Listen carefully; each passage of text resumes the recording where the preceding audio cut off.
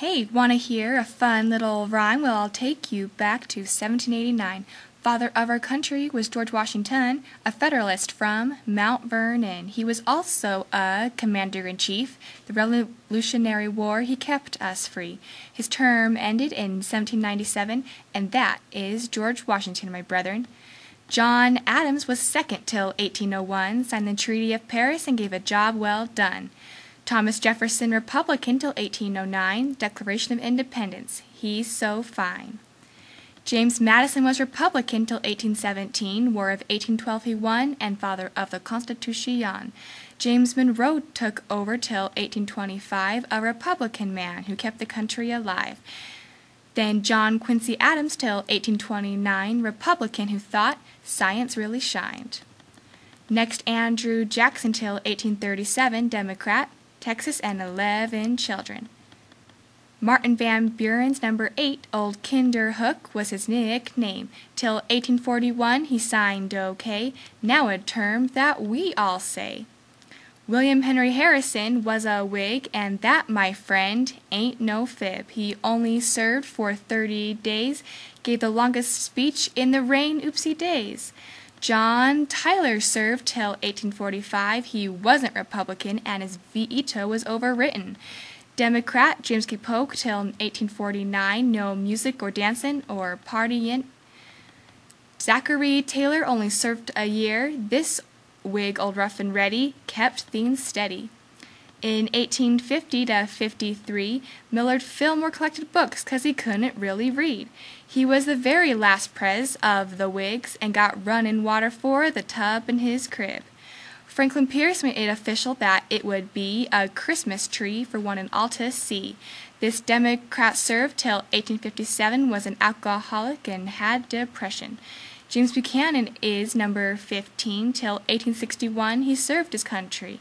This Democrat sent the first telegram, which is nice because back then they didn't have spam. Abe Lincoln said that slavery's wrong, so this Republican signed the Emancipation.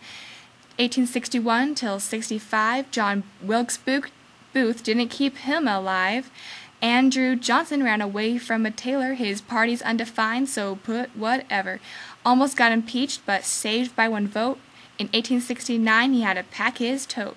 Ulysses S. Grant till 1877, his initials were HUG, but he didn't like that. Changed his name around and wasn't Democrat. Till 1881 was Rutherford B. Hayes. The phone was invented and he called all day.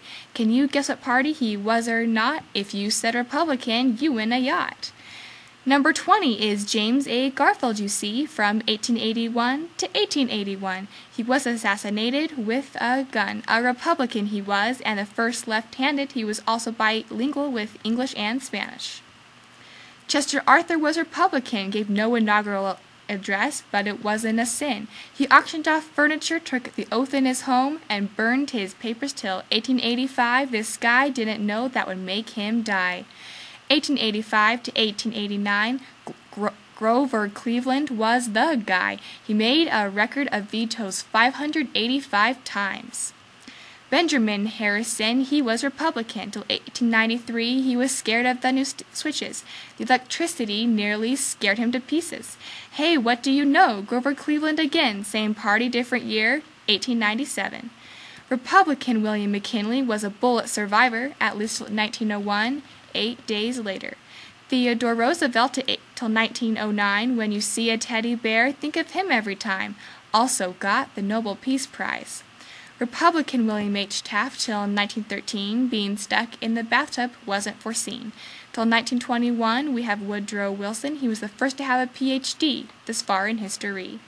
Till 1923, we had Warren G. Harding, a Republican off caught with poker playing. Calvin Coolidge until 1929, Republican sworn by his father it was prime. Herbert Hoover till 1933, keep listening and you will see. Approved the Star-Spangled Banner as our national anthem. He was an engineer, probably like him. Till 1945 was FDR, Democrat, paralyzed, liked to swim, not drive a car. Harry S. Truman,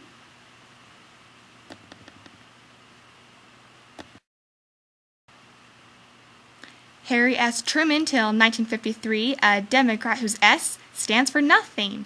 Dwight D. Eisenhower, President 34, all 50 states, he was never a bore. Republican president till 1961, he tried his best to get the job done. He was the first to appear on color TV and carried 3-point coins in his pocket, for luck, you see.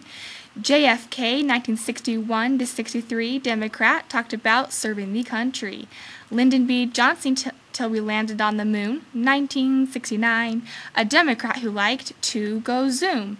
Richard Nixon is your parents' generation, resigned in 1974 due to the Watergate scandal. He nearly fell to the floor. Gerald Ford is number 38. We're almost there. Isn't this great?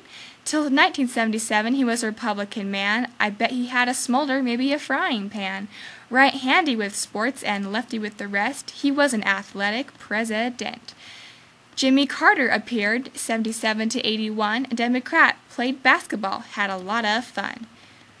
Ronald Reagan until 1989, this Republican loved jelly beans. Yay, high five. George Bush till 1993, Republican of your older siblings.